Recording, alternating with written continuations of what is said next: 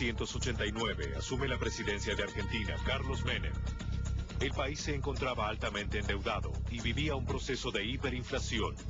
Finalmente, el ministro de Economía, Domingo Cavallo, implementa el plan de convertibilidad que ata la moneda nacional al dólar estadounidense, frenando la inflación y logrando la estabilidad. Mientras tanto, el presidente se lanza a una feroz etapa de privatizaciones, a tono con los pedidos del Fondo Monetario Internacional. Desde entonces, la Argentina se convierte en la estrella de los países emergentes para el organismo internacional. Pero el fin del idilio estaba cerca. En 1994, el estallido de la economía mexicana afectó severamente la economía argentina. Para evitar que el efecto tequila arrastre al plan de convertibilidad, el Fondo Monetario Internacional otorgó asistencia financiera al gobierno de Menem y finalmente el modelo argentino resistió la crisis. Entonces, el fondo dice, adelante, esta es nuestra estrella ahora, Argentina. Y Menem vio la oportunidad y toda su administración la oportunidad de tomar préstamos y los banqueros le llegaban. Ahora, el Fondo Monetario sabía muy bien que las exportaciones argentinas no estaban aumentando de manera fuerte. Los ingresos fiscales no estaban aumentando. Y los compromisos de pago estaban aumentando de manera bestial. ¿Por qué el Fondo Monetario no puso luz roja? Porque insiste el fondo, no hay que alarmar a los mercados. Hay que tener mucha prudencia, porque si no se podrían retirar. Mientras el Fondo Monetario Internacional elogiaba a la Argentina, los índices de desempleo y pobreza aumentaban. La economía comenzaba a estancarse y la deuda crecía de manera vertiginosa. Sin embargo, Carlos Menem logró su reelección en los comicios de 1995 por amplio margen, prometiendo mantener el plan de convertibilidad. Por aquellos años, los presagios de la debacle neoliberal impulsada por el Fondo Monetario comenzaron a surgir en todo el planeta. El efecto tequila repercutió en varios países y finalmente Brasil, el principal socio económico de la Argentina, debió devaluar su moneda. A partir de entonces, las exportaciones argentinas cayeron profundamente y la recesión económica se instaló en el país. No obstante, el Fondo Monetario Internacional dio una nueva señal de apoyo al gobierno de Menem y su modelo. Cuando Menem vino acá, y que lo mostraron como el gran ejemplo de las reformas económicas, hay economistas dentro del fondo que piensan que ya la Argentina que ya en la Argentina estaban empezando los problemas que condujeron a la gran crisis que estamos viviendo hoy. Y el gran debate es por qué el fondo no solamente no nos dijo nada, sino que nos seguía mostrando como un ejemplo. Para comienzos de 1999, la Argentina ya había privatizado la mayoría de las empresas públicas.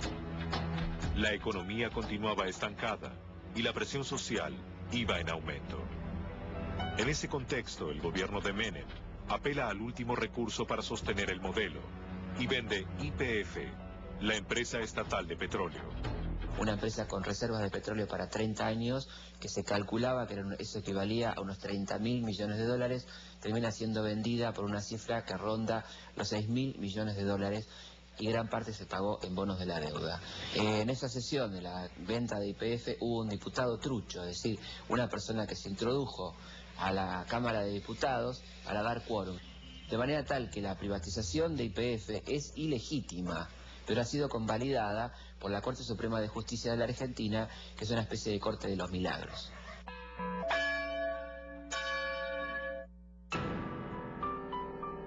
En 1999 se celebraron elecciones presidenciales.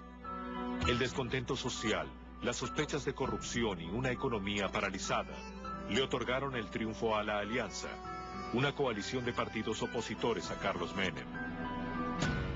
Asume la presidencia Fernando de la Rúa, quien, olvidando sus promesas electorales, aplica un nuevo plan de ajuste profundizando aún más el modelo.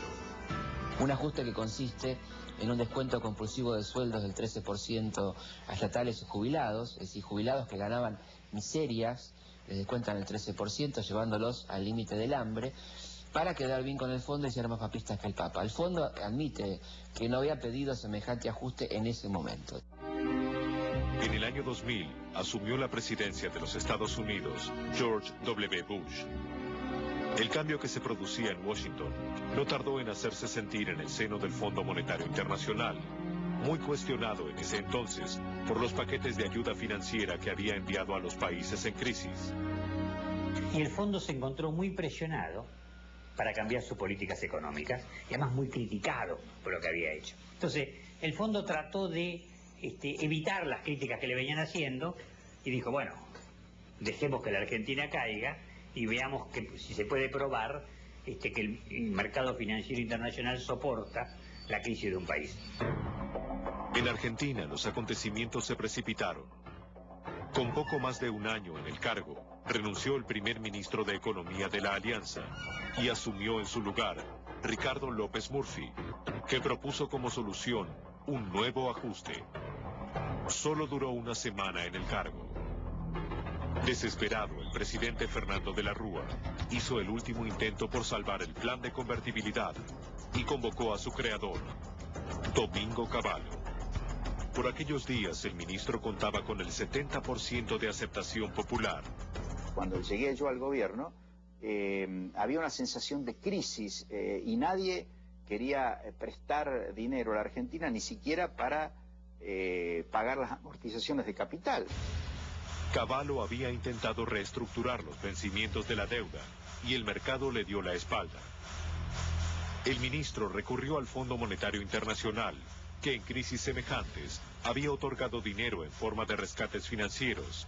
Sin embargo, esta vez, el organismo internacional, en línea con la nueva administración norteamericana, no estaba dispuesto a seguir prestando recursos.